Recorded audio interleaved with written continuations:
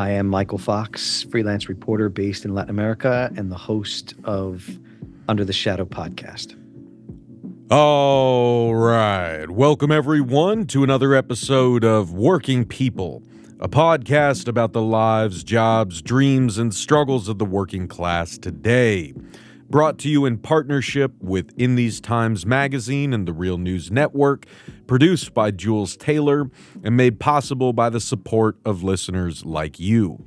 Working People is a proud member of the Labor Radio Podcast Network. If you're hungry for more worker and labor-focused shows like ours, follow the link in the show notes and go check out the other great shows in our network because there are so many. And please support the work that we're doing here at Working People because we can't keep going without you.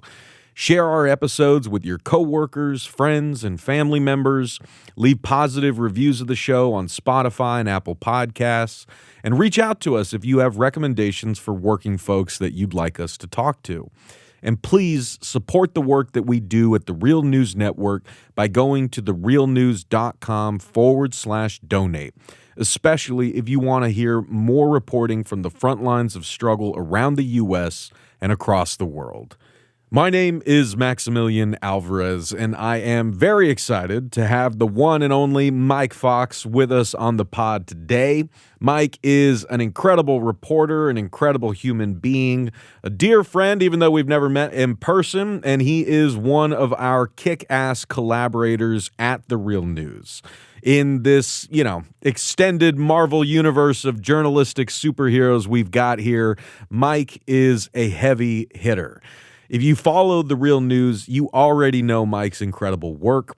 Over the past couple years, we've teamed up with Mike and the great folks at the North American Congress on Latin America, or NACLA, to produce two vital, wholly unique, highly produced, and hard-hitting narrative podcast series.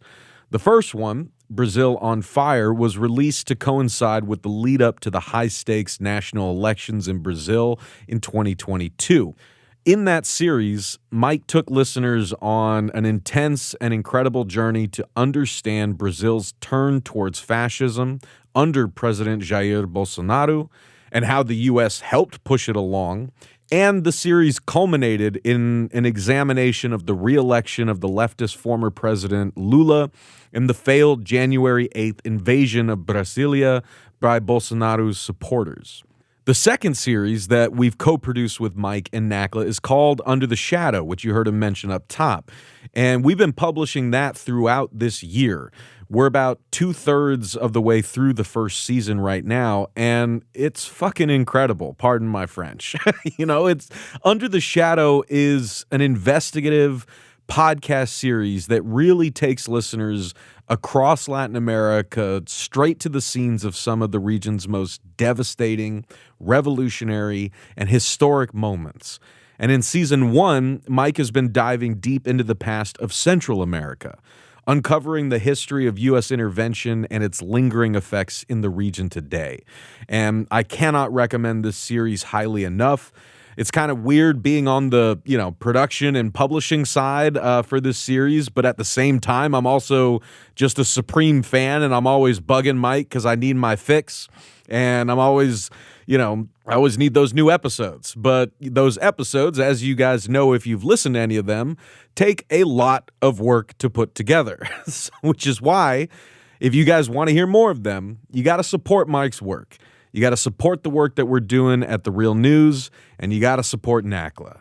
And speaking of Mike doing incredible work and traveling wherever he needs to go to report from the front lines of struggle, we're having Mike on the show today to talk about a serious and important story from Brazil that you guys have probably heard about over the past month.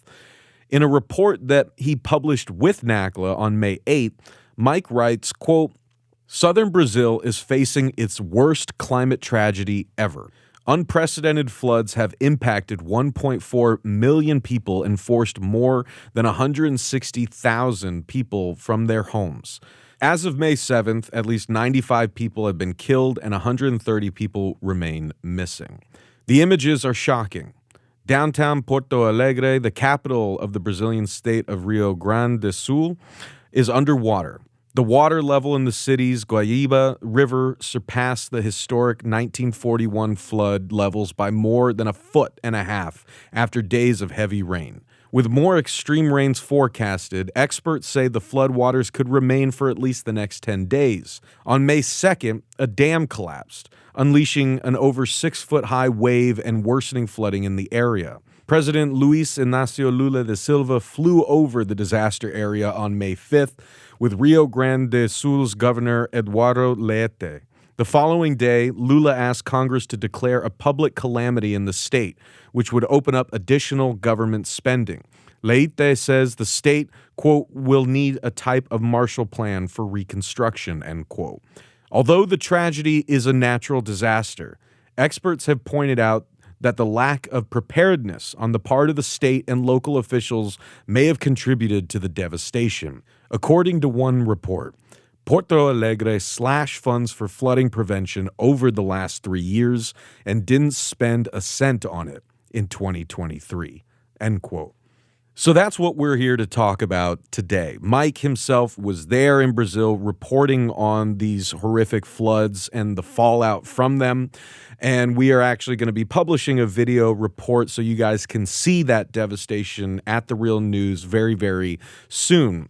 But we wanted to get Mike on to take our listeners there and help us understand, basically how bad this is, what Mike saw and felt and talked to people about, and what working people in Brazil are going through right now as the climate emergency continues to worsen.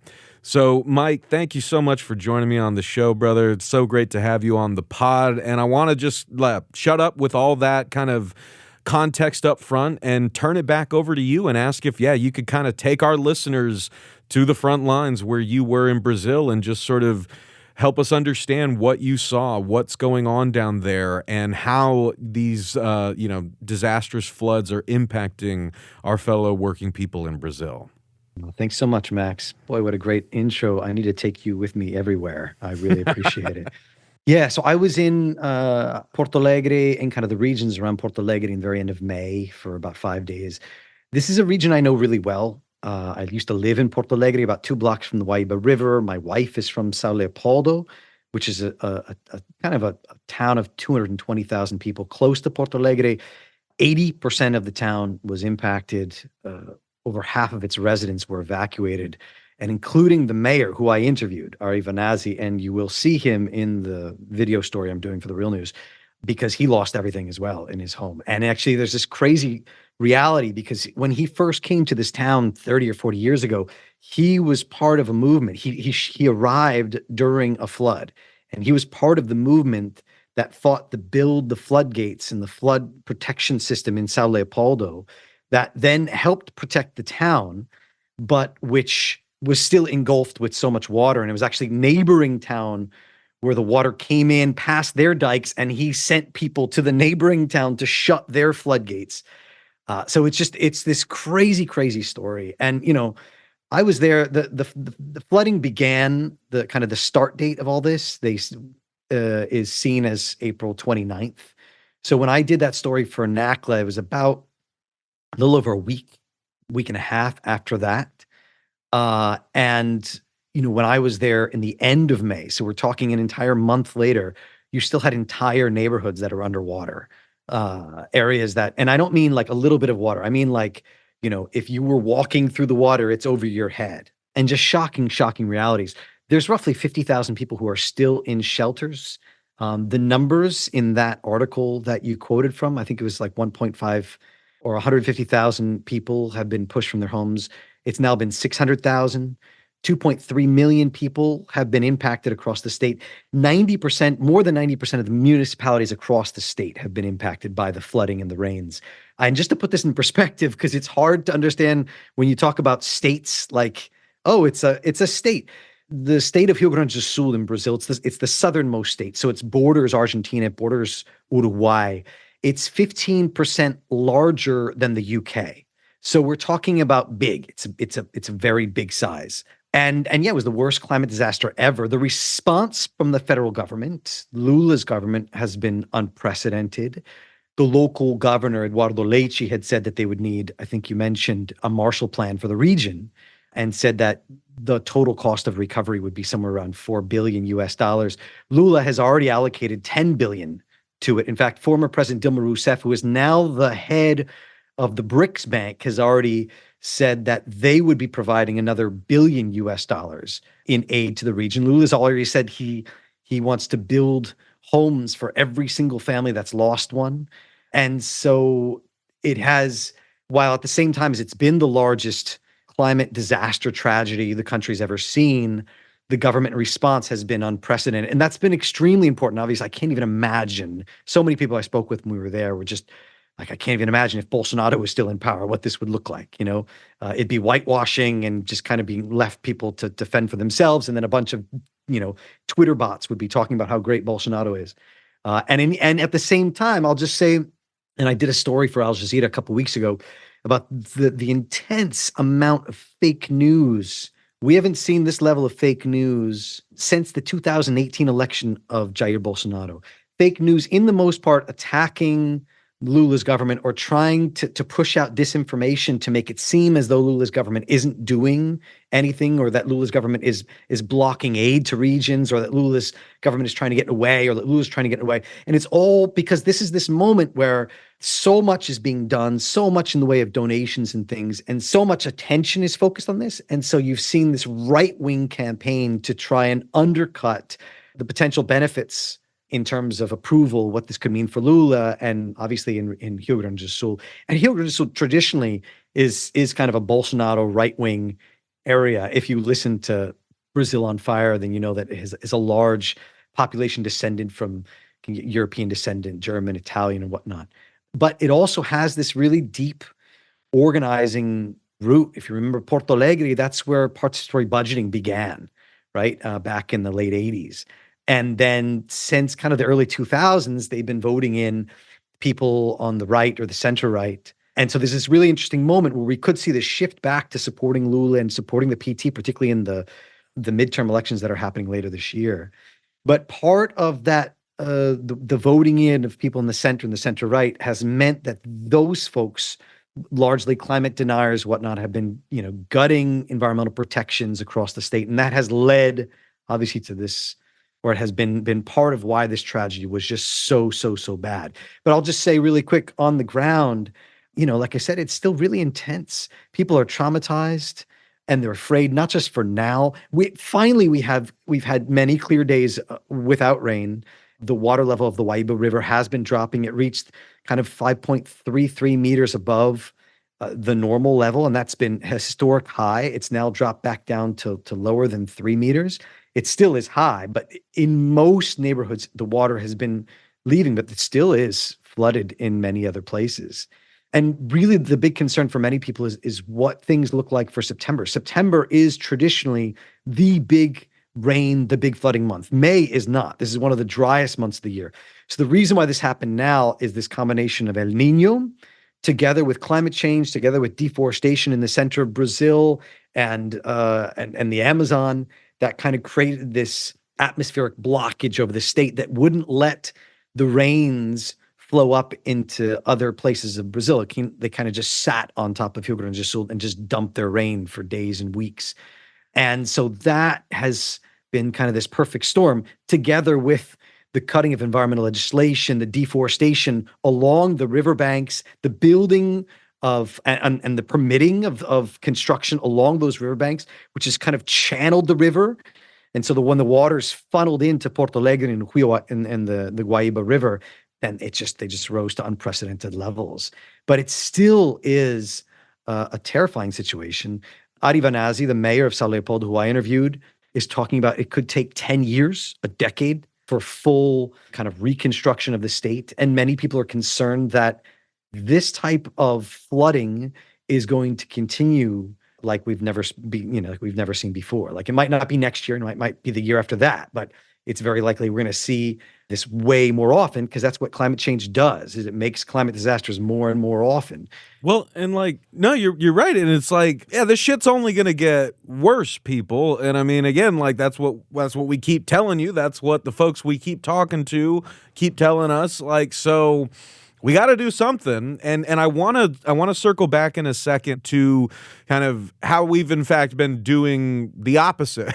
We've been making Yes. at least at the state level, at the industry level, like we have been like pressing the gas pedal to the floor in the exact wrong direction. But I want to hover on that point about like who this is impacting the most, who is suffering the consequences of this, because this connects to, like where the show Working People has gone over the past year, and why instead of interviewing more folks like about contemporary shop floor struggles and unionization efforts like I've traditionally done in years past, I have now become obsessed with interviewing workers living in and working in what we call sacrifice zones in the U.S. and around the world, right? Starting in East Palestine, Ohio, where the train derailed and folks have been poisoned by corporate and Wall Street greed and left abandoned by their government, to residents of South Baltimore who are living amidst a toxic cocktail of industrial pollution coming from coal cars in the CSX rail terminal, trash incinerators, all of this just blasting them in the faces, in their lungs. One resident told me that she knows so many people walking around with oxygen tanks in South Baltimore, like literally 20 minutes from where I'm sitting right now. So I bring this up because in many ways the point is the same. And in fact, sacrifice zones are not just limited to like areas where industry has polluted the residences around, like certain factories and plants.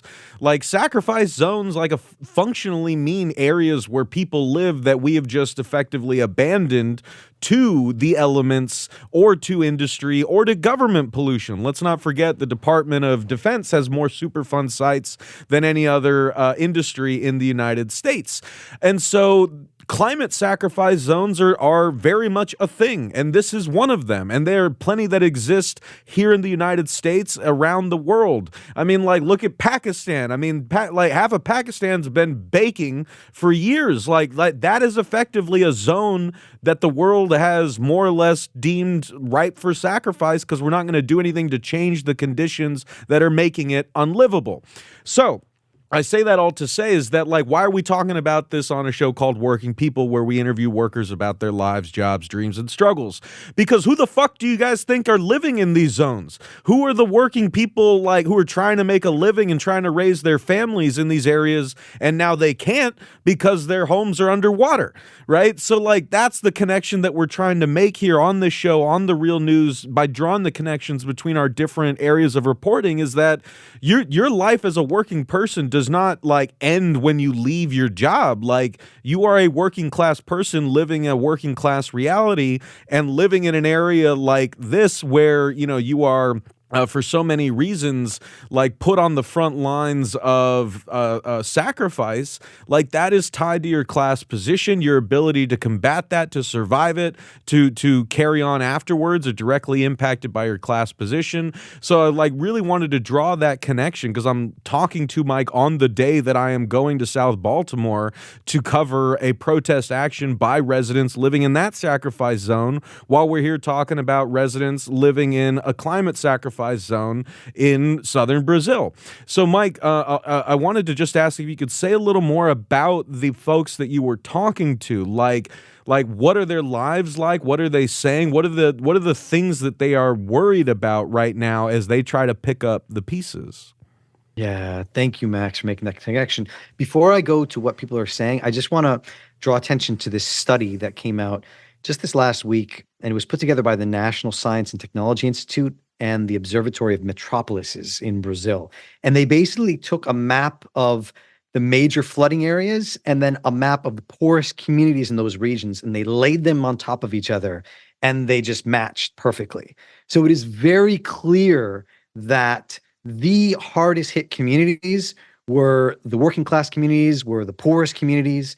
And you see that by going to different shelters across the city. I went to several, but one in particular in Sao Leopoldo is this massive gymnasium, and you have basically 500, 600 people that this is their only option, is to live in this gymnasium with everybody. And that's one thing kind of in the days just after a flood, disaster. But folks there understand that they're going to be there for months, if not 6 months, if not maybe a year. Like I said, the federal government has said they want to build homes for everybody, but that's going to take a really long time. And so the folks there just have their backs against the wall. A lot of people, they had jobs, low wage workers, they had whatever, but they lost those jobs or they can't get to their employment or they're just trying to barely get by. It's completely, it's completely pushed back on the working class in Rio Grande do Sul, in that entire area. Don't forget, Max, that in Brazil, roughly 40% of the population works in the informal sector, right? Roughly 40 million people.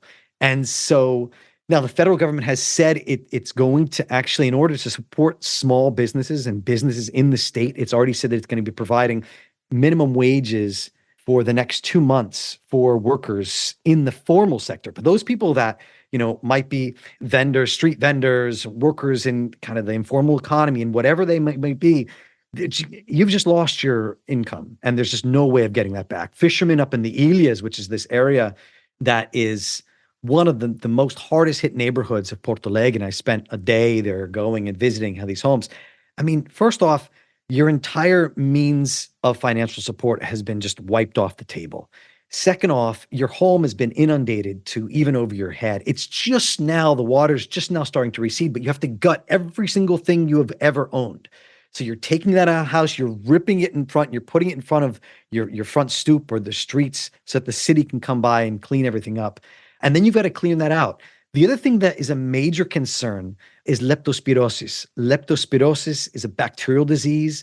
It's caused by the urine of infected like animals, like rats and things like that. And during flood times, this bacteria, I mean, it gets in all the infected floodwaters. And, everyday folks are just trying to get by. You've been in those waters for weeks. So we already have 8 deaths. We have 2,000 potential cases, suspected cases across the region. And now people are finally being able to go back in, but you have this just contaminated sludge of like mixed floodwaters from the river and then sewage and feces from the town, which has all been flooded. And so it's just this terrible, terrible perfect storm. And that's the thing is like, what is the next couple of weeks? What do the next couple of months look like? And that's the big question, right? Because it's one thing, like I said, the disaster is like kind of slowly starting to come to an end, but tens of thousands of people are still living in shelters. You have Lula was talking about he might have to build homes for as many as 200,000 to 250,000 families. The numbers are just massive. And where do we go from here when your means to be able to survive, your means to be able to support yourselves and your families has just been wiped off the table?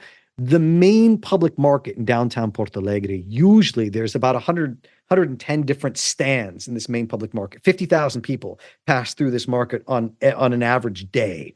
And it's been inundated underwater. When I was there 2 weeks ago, I mean, it smelled like putrid, like the entire, it was going to take days and weeks to get the whole thing gutted. And that's the reality across the entire region. So it's an utter devastation. And the people who are the hardest hit are the working class families. The people who are the hardest hit are the poor communities. I was speaking with this one guy from Canoas. Canoas is, if you saw any of the images from the days after when this was happened, you saw these kind of boats, motorboats, bringing people in, picking people off kind of the rooftops and bringing this to this area where it kind of looks like there's this road that kind of carves upward and they would like drop people off and go back out. That was Canoas. I don't have the figures of how many people were impacted, but it's well over half the town. It might be close to 70 or 80% of the town had to be evacuated. So he was one of those people that his home, even when I was there about a week and a half ago, his home was still completely inundated. He was like, I can take you there. You could see it. It's like, it's over your head. And the thing is that it's like you have this tale of two cities right now, Max, where the city that's above water, it's in many cases, it's almost as if nothing has happened, right? You still have stores, you still have restaurants, people are going out. In many cases, those areas, if they didn't have electricity and water the entire time, it came back relatively fast within the first week or 2 weeks. The other side of the city is just devastated, just completely devastated. And there's some towns outside of Porto Alegre in the mountains that have just been, entire neighborhoods just been wiped. Like they don't exist anymore. Lula was there last week walking through one area and you see the images and it just Lula's walking over what used to be rubble. There's just nothing there. But what this guy told me who used to live in Canoas is that, in Brazil, it's as if this disaster, for the first week or two, it was all the headlines. Everyone talked about it. And now it's kind of becoming, the story on the second or third pages, right? It's like it's leaving the front headlines. But he's like, look, for those of us who have been impacted, like this isn't over. This hasn't ended. This is just beginning, and it's going to last for months, and it's going to last for years. And so that was really, really profound, really deep. And I want to say one thing, Max. There was a really interesting experience that I got to spend 2 days with at an occupation of people who had been in shelters across Porto Alegre who said they weren't treated well. And so they came together and they occupied an abandoned building. And I thought that this was just amazing and fascinating because it's people taking the situation and saying, no, we're going to take action. We're going to do this ourselves. And so they occupied this abandoned building, no electricity, no running water, but every single person I talked to said, this is our lifeboat. This is our means to go forward. And every single one of them was from a poor community whose house either doesn't exist anymore or who they're going to still have to wait weeks to just get in and then gut everything and start over anew. And this was their way forward. And they had their communal kitchen. They each had their own little apartments. And they, in fact, the last day I was there, they had just received donations of like mattresses and clothes, and they were super excited. Now, 3 days later, you had the owners of that building, and that building has been abandoned in downtown Porto Alegre for 12 years. And the owners had called for their eviction, and that the local police and a judge had moved in to try and evict them from the building. And then there was negotiations that were happening.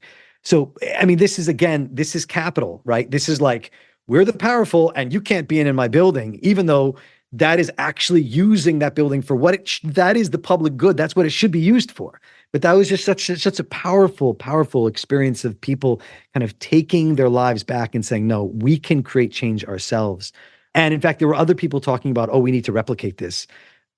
Brazil is one of those places where the Occupy movement and the occupation movement for housing has been extremely important traditionally, historically. But that was really powerful.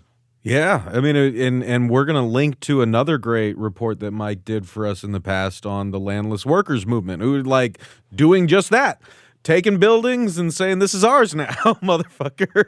Like that's yeah. Like I mean, we've also published incredible documentary reports from like Puerto Rico, and folks there doing the same thing after like the hurricanes there, and they're like, look, like yeah, this building is owned by like white investors from the north or rich people in our own country, and our own people are living on the streets or can't afford to like live in the homes that they grew up in. Something's got to give here, and like the climate's getting worse and pushing more people into the precarious position of being current or potential climate refugees.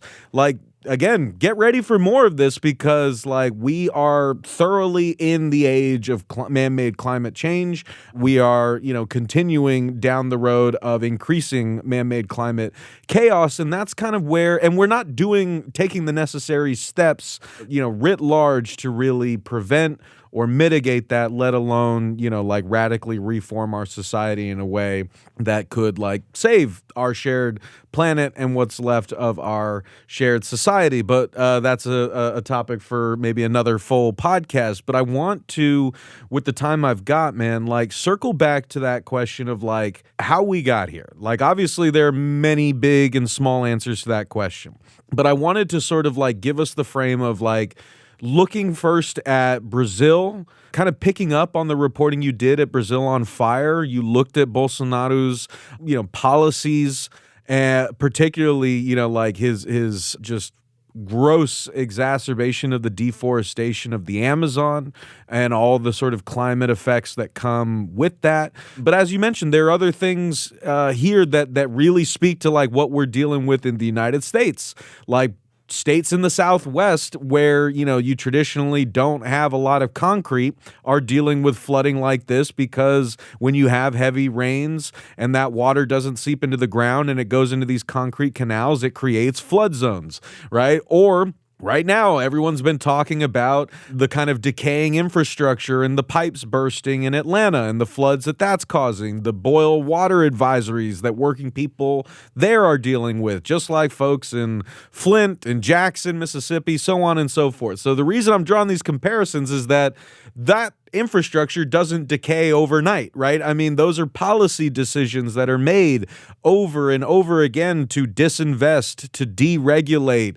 Maintenance and protective measures are always seen as too costly until you end up with a situation like this where the costs are in the tens of billions, right? So I wanted to ask, in the local context, like, what could have been done to prevent this, or what has been done to sort of exacerbate the effects? But also, like, yeah, even zooming out farther, like, what has your work in Brazil told us about how we as a planet have gotten here in the climate emergency? Yeah, I mean, on the local level, this is one of those really interesting situations where Porto Alegre had a plan.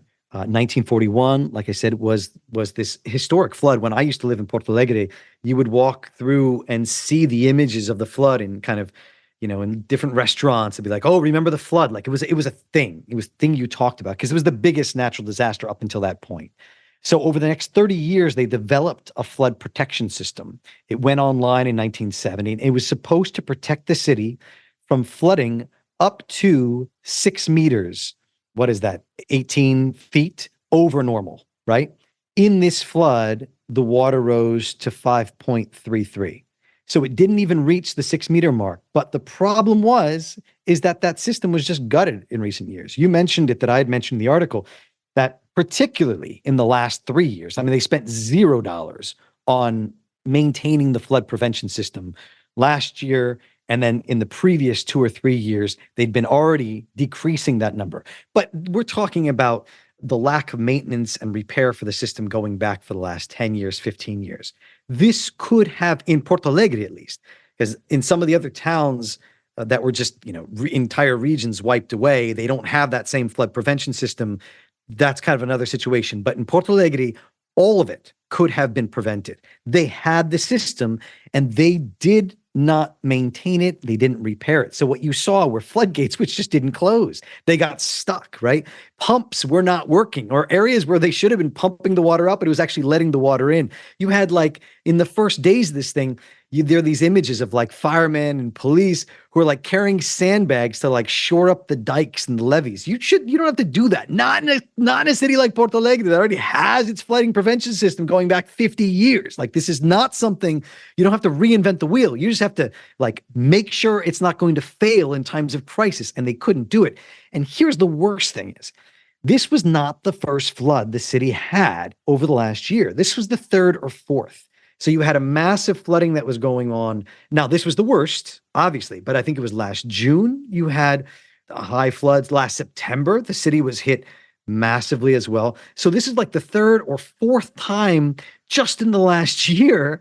So it was like, if the city didn't wake up for the other ones, oh man, we really got to get our shit together. Like, really? Like, so that's why you had a couple weeks ago different groups and organizations calling for the impeachment of Mayor Sebastião Melo, just saying, listen, you just failed us completely. Now, of course, he has his people in city council, and they, they wouldn't even put it up to a vote. And still people are pushing for this. And in talking with local business folks and social organizations and workers, people across the city are like, what? It's asinine. Like, obviously this guy fucked up and he cannot remain in power. But you also have this, at the same time, I talked about this kind of fake news generation going at the same time.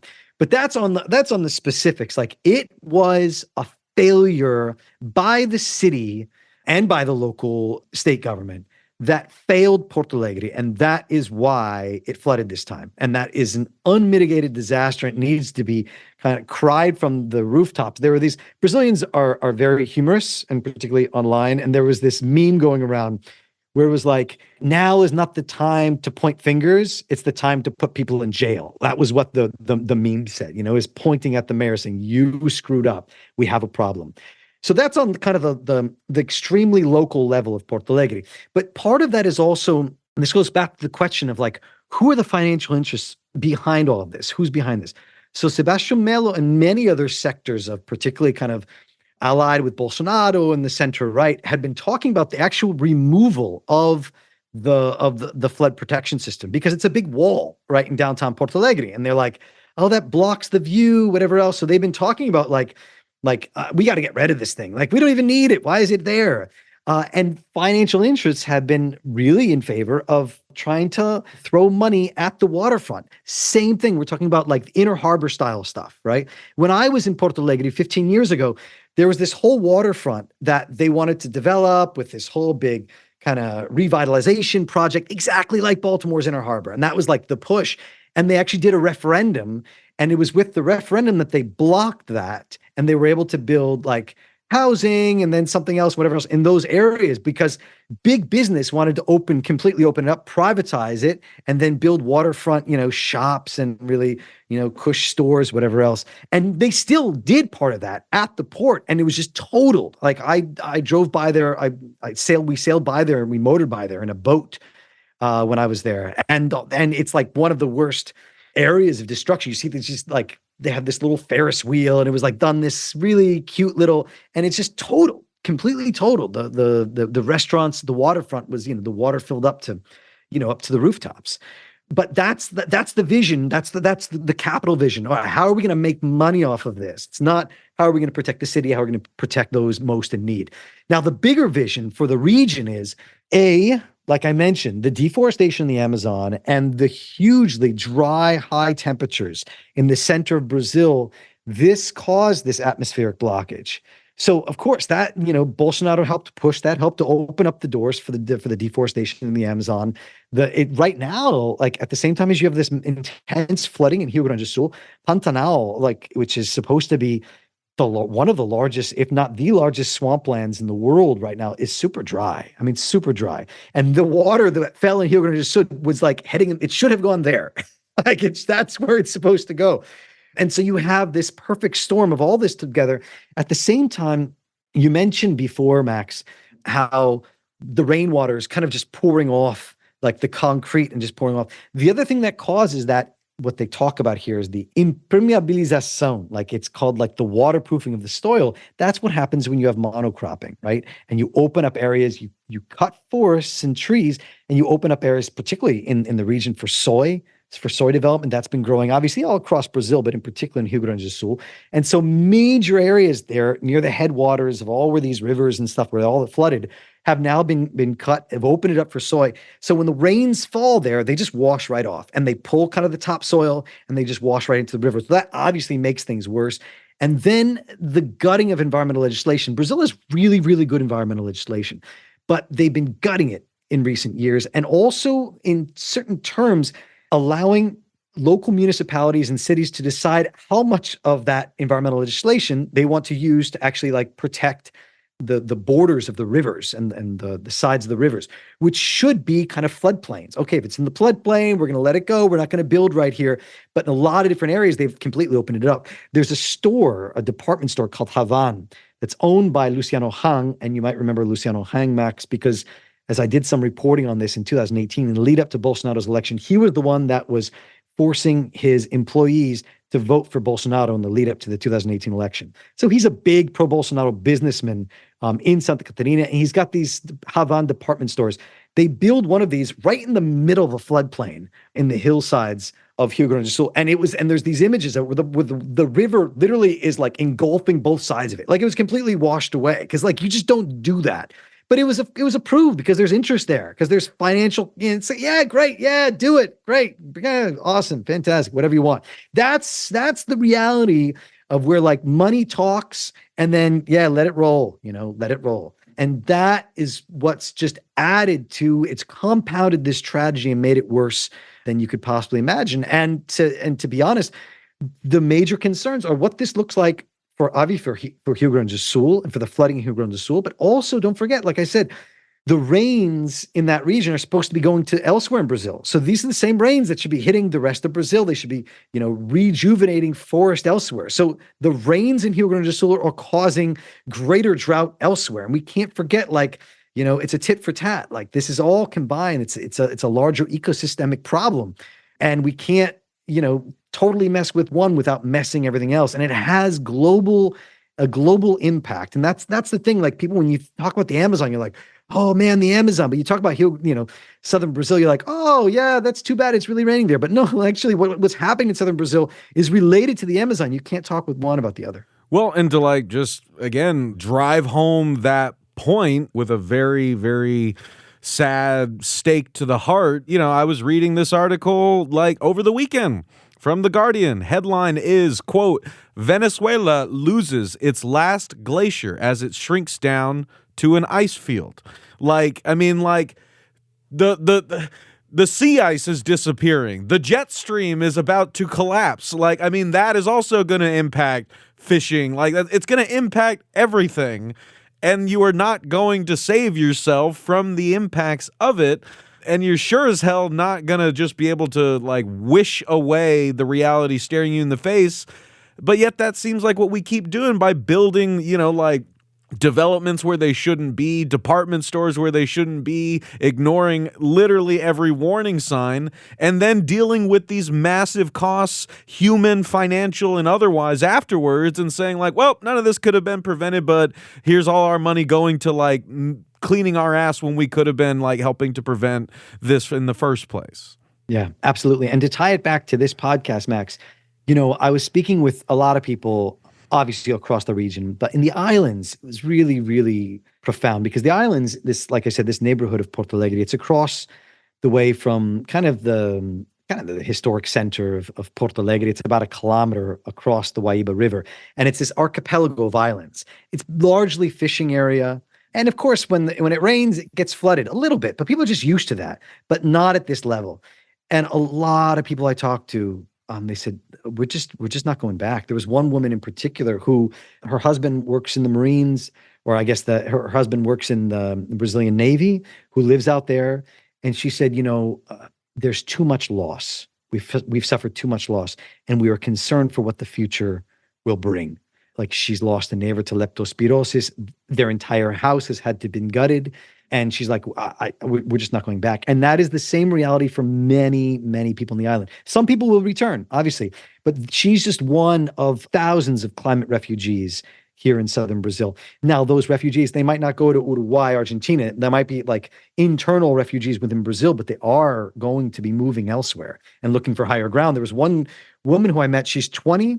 She moved recently from a town inland that just got devastated by these rains. She's been living in kind of a lower section of Porto Alegre, and she's like, I can't stay here. I have to go to higher ground. So also these areas within Porto Alegre and São Leopoldo and Canoas and Ilhas, what does that mean for the low-lying land when that's now under threat for future flooding? Because like we mentioned, it might not happen next month. And it might be a couple of years because this particular type of flooding tends to happen in the end of an El Nino process. We're seeing the end of an El Nino. We're starting a La Nina, but the cycle comes back again, and people are saying, I'm getting out. I got to leave. So we're seeing the price of real estate and homes. People they've lived their entire lives, it's plummeting. And so not to mention the devastation that's been caused to everything they own, and the fact that in many cases they want to get out, but they can't because there's no, they're having to spend their entire savings. So the rising poverty that we're going to see, and we already are seeing in that region, is real. But also the hit to that kind of the local housing market. And I don't mean the housing market for big business and for the elites, but I mean for everyday folks who this is their home. And now they're like, if I stay, I don't know when the next flood's going to come. There's real trauma, Max. And that's one of the things that was really, really profound. There was fear and trauma. I did a story about this for Tier 2 World a couple of weeks ago about just the level of every time it rains a little bit, people are like, oh God, is this going to be another one? Is it going to rise back up? Because what's happened over the last month is the water levels would start to drop, and then you'd have more rain, and then you'd have rain, and then it started flooding in areas where it hadn't flooded before because of torrential rain, and then it would start to drop a little bit again. They have more rain, like what happened last week. Now it really looks like things are clear for the next couple of weeks, but okay, fine. If you don't have rain for a couple of weeks, but then the next time it rains in a couple of months, and like I said, September is the rainy season. So it's rains will come. That's just what happens. But now people are scared, and that trauma runs deep. And even though in many of these shelters, they have health departments and doctors and psychologists who are trying to help people. We're talking about an entire region of 2.3 million people that were impacted, and even more millions than that watched this entire thing happen. And that runs deep. So I think, that's one of those layers. We oftentimes, when we're talking about crisis and we're talking about tragedies and climate tragedies and and whatnot. And it's often you're talking about kind of the tangible of like the home that's lost, all the furniture that's lost, the lives that the real lives that are lost, the people that have to pick up and leave.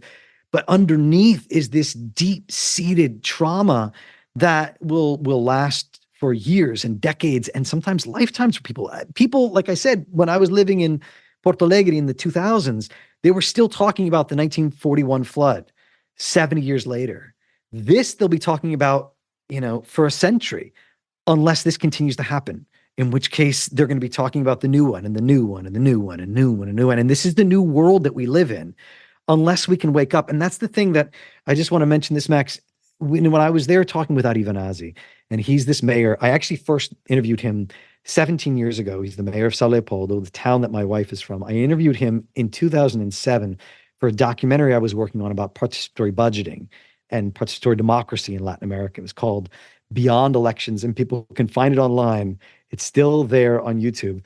But I interviewed him because they had done this participatory budgeting process. And here I had to come back, and I was interviewing him 17 years later. And he said, boy, I miss those days. Obviously. I asked him, what is your story? What is your message that you would like to impart? Like you would like to cross to other people? And he says, I want people to understand that if we don't wake up, this will continue. And it's happened here for us, but it's going to happen everywhere else. And so we need to wake up. And what's scary, and I think really concerning, Max, is that we all know this. You and I were talking about this, I guess, about a week ago. It's no longer the canary in the coal mine. Like, it's not the canaries that are dropping dead. It's people in the coal mine. It's like we're beyond that point. We get it. Like everybody understands it. And yet until you are personally impacted, it's still out there. It still is, oh yeah, Southern Brazil or wherever, or Egypt or whatever's happening right now. It's that thing over there until it hits home. And then you're like, oh, I wish I'd known. I wish I'd realized, like we need to understand how it's connected to the bigger picture and the role that we have to play. Oh, I think that's beautifully and powerfully put, brother. And it's like the thing that is overwhelming me right now is just thinking about all the different contexts in which I've heard working people express that same level of fear and trauma and foreboding about the future. I've heard it from fathers whose children were killed in school shootings who thought that would never happen here. And then it did. And every parent, every community that's gone through that has said the exact same thing. And that trauma, of course, will never go away.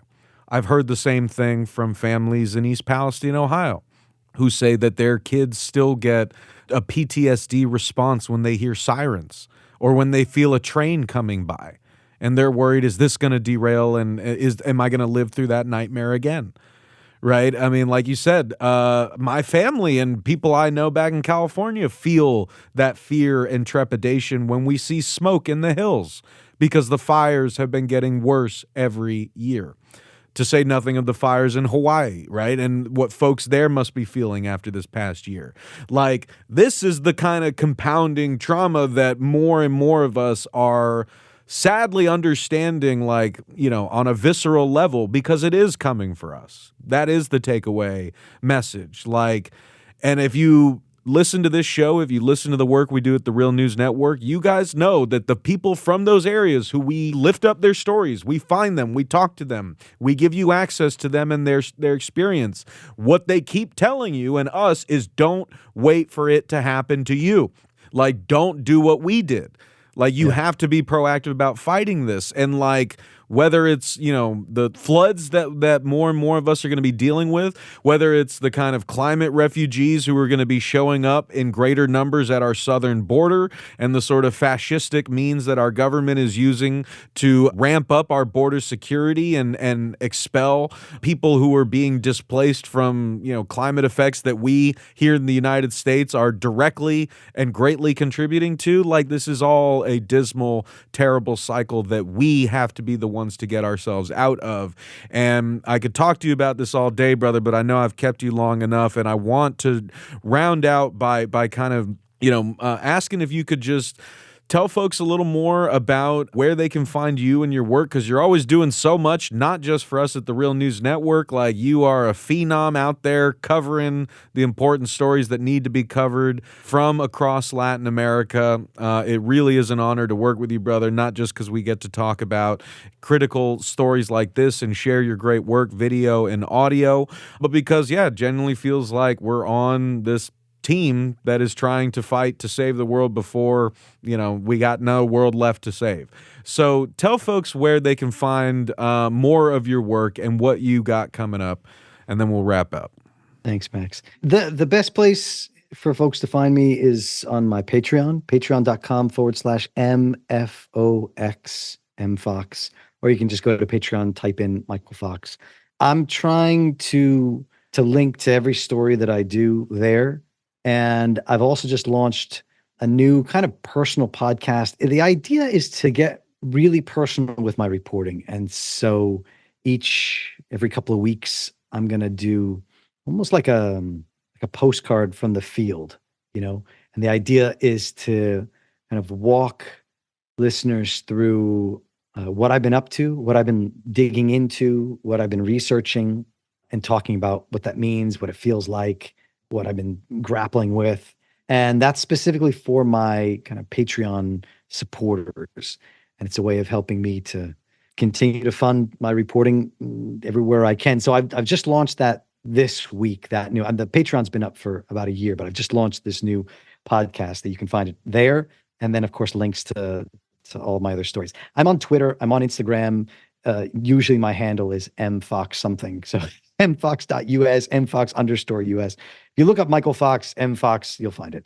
But that's kind of the place I'm trying to send all of the other, anybody interested. I'm trying to send them there as a way to kind of house everything, right? In the last few years, I felt like it's all kind of dispersed. Where is all, how to find me? I have a website, or I had a website, and then it, I have like this WordPress website, which I really enjoyed.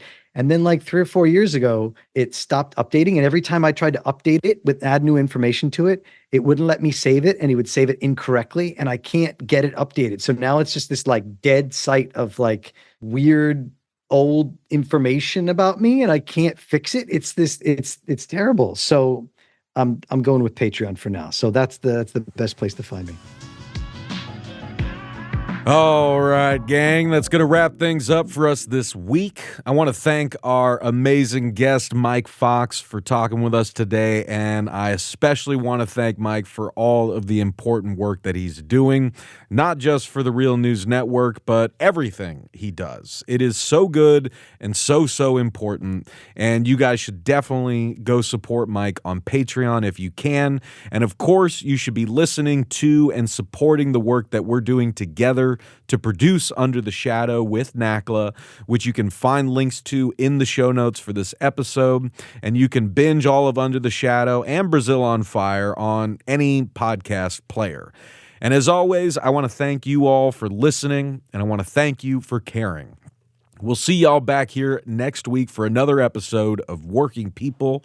And if you can't wait that long, then go subscribe to our Patreon and check out the awesome bonus episodes we've got waiting there for our patrons. And go explore all the great work that we're doing at the Real News Network, where we do grassroots journalism that lifts up voices and stories from the front lines of struggle. Sign up for the Real News newsletter so you never miss a story, and help us do more work like this by going to therealnews.com/donate and becoming a supporter today.